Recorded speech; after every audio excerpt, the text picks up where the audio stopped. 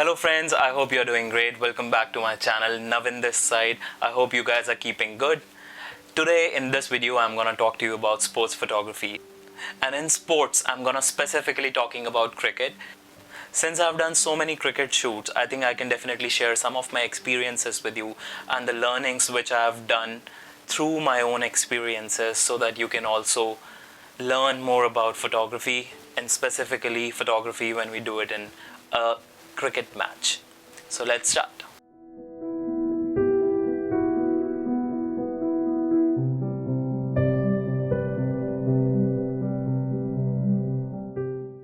In my belief, I think cricket is one of the hardest sports to shoot. Why I'm saying that is because whenever you're shooting cricket, you never know where the ball is gonna be once it gets hit by the batsman.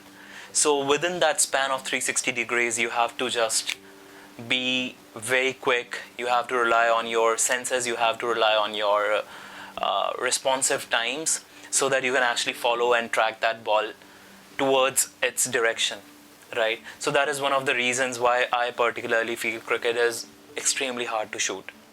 So as I mentioned, cricket is one of the hardest sports to shoot. There are like several reasons behind that. First of all, you need to track the ball all the times. Secondly, when you are shooting cricket, most of the matches are actually happening in daytime. And in daytime, temperatures usually go beyond 35 degrees most of the times. And shooting in that environment, when you're actually facing the sunlight very badly, I mean, the sun is super harsh to shoot in, your equipment actually starts falling into bits. So what I mean by falling into bits is like, you actually start feeling that the lens is actually getting very hard. The camera body is actually pushing its limits to perform well, because when you're shooting in an action based scenario, you're actually shooting 8 to 10 pictures in a second, right? And when you are doing that, it takes toll on your camera equipment as well, not just on the camera, even on the lenses. So you actually end up feeling that your equipment is actually having a lot of strain just because of temperature. Temperatures do play an important role. So I'm talking about hot temperatures here. Take the otherwise scenario. If I talk about the cold temperatures, things actually change very drastically. What happens when we are shooting in cold? I'm talking specifically when we are doing night matches. Most of the times night matches are considerably in an environment which is much colder. Or maybe just take an example of shooting a cricket in an area where the temperatures are quite down. In those scenarios, what happens most of the times, the battery is drained really fast. So if I say like a D5's battery lasts about, let's say, 2500 or 3000 pictures in a normal temperature, it will definitely come down to like 1500 or 1200 pictures per battery.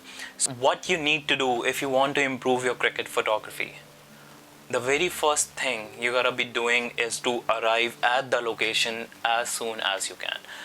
When I do sports, when I do any sort of sports photography, I try to be on the location at least 2 hours before the actual starts happen, when the actual game starts rolling up. So I would definitely suggest you, if you want to learn about the location, you definitely need to be there at least 2 hours before, so that you can do your Reiki and all. You can actually see the good spots of that particular location. For any sport, what happens is the knowledge of that particular sport is very important. Not just for the photographer, for everyone, for a commentator, for any service provider who's actually there and helping out the events to happen. The knowledge of that particular sport is very important to have, and gathering that knowledge is not that difficult. I mean, you should be knowing before starting out in any sport. You should be knowing the basic stuff. How many players are there? What are the key areas where you need to be to get a particular sort of picture? I mean, if someone is trying to do a run out for a player, there needs to be a particular location from where you can actually get a nice view with proper depth of field and sharp focus. You just can't be anywhere and think of getting a picture in which the player is actually flying in the air and trying to save himself from a run out. So for those kind of pictures, you have to be very specific about the areas, the spots which you need to choose beforehand. And gradually, once you start shooting things, once you start doing things on a regular basis, you actually get to know that it's shooting cricket is not that difficult. But initially, I'm pretty sure you are gonna face a lot of problems. Understanding any game through a perspective of a photographer is a different thing, and understanding any game through a perspective of a person who's actually present over there just to enjoy the game is completely different, right? So basically, when you are shooting any sports, let's say when you are shooting cricket, you have to have all the knowledge about the sports. Most of the sports can be understood by anyone very quickly and very easily just by having a look at that particular sports. Maybe a single time or twice can actually make you understand most of the basic stuff which you need to understand before shooting it. But for a beginner's eye, things look completely messed out. And why I'm saying that is because when you land up on a field, when you land up on a ground to shoot cricket or maybe any sport, let's say football, let's say rugby. We don't have rugby in India. Even I haven't shot it before. But since it's a ball game, I'm pretty sure that it must be this difficult only. So I'm saying understanding is easy, but for a beginner, it looks completely messed out, and that is when the experience comes in handy. So that is the point where experienced sports photographers comes in to help out the clients, to help out the organizers, and that's the most important thing to be jotted down if you have to be a good sports photographer. Shoot as much as you can. I would definitely suggest you to go to like local cricket teams, all these small stadiums which have their which conduct their matches on every Sundays. Just go there, shoot them for free, or maybe just charge us very basic money to them, so that you can actually get a lot of experience of shooting positions, experience of adapting to your camera settings before you actually end up getting a good cricket shooting job. Back in the times when I started shooting sports, I started with shooting marathons, and I can't even tell you how many marathons I have done. I might have done more than 600 or maybe 700. I've stopped counting them right now. So initial when I recollect my initial days, I feel that the amount of pictures I was shooting was damn too much. So gradually that number has I've improvised, I've improved thing, I got experience of shooting things. Gradually I've brought that number down, right? So what happens, there are like two types of photographers. Few of them are like, they start shooting huge number of pictures, and then they start doing culling from all those pictures to find out the best possible pictures from that particular lot. The other kind is the one which shoots limited amount of pictures. And in sports, when I say limited, a particular match can have at least 1500 or maybe 200 pictures. Let's take a T20 sort of match setup in that. So anything between 1500 to 2000 pictures is quite a decent figure. That is what I shoot. That is what most of the professionals are shooting. There can be like a lot of discussion on this number count, but definitely numbers don't matter. It's just the fact that have you got the action at its peak. For any sports photographer, it's very, very important to use sharp lenses with shallow depth of field. So I'm talking about 2.8 lenses and all that. Why? Because what happens if you increase your shutter, let's say you are shooting cricket at f11, everything would be visible in the background, and most of the times these grounds are actually cluttered up with advertising. You'll end up seeing a lot of advertising in your pictures, and those pictures are not going to make any difference to your portfolio or to your work. So it's very important to have your lenses checked up right. You should be using only the fast lenses available in the market. Anything above 2.8 is something which I would not prefer, but yeah, if you're using a 600 f4, then obviously that's the thing. Using an f4 lens, that to a 600 mm, within that focal length, you actually end up getting a lot of depth of field, so that's perfectly fine. So let's talk about camera equipment and lenses in particular for cricket photography. Any camera which has FPS count of more than 8 or 7, even 7 is perfectly fine. Anything beyond 7 is perfectly fine for cricket. Let's not take those cameras into consideration which has got like 3 FPS or 4 FPS or 5 FPS for for the photographs. I'm talking about the photographs here, I'm not talking about the video. Okay, so any camera which has more than 7 to 8 frames per second is perfectly fine. It will not actually create any sort of hindrance for you in terms of speed. So let's not take any camera model name here, so let's stick to the FPS count here only.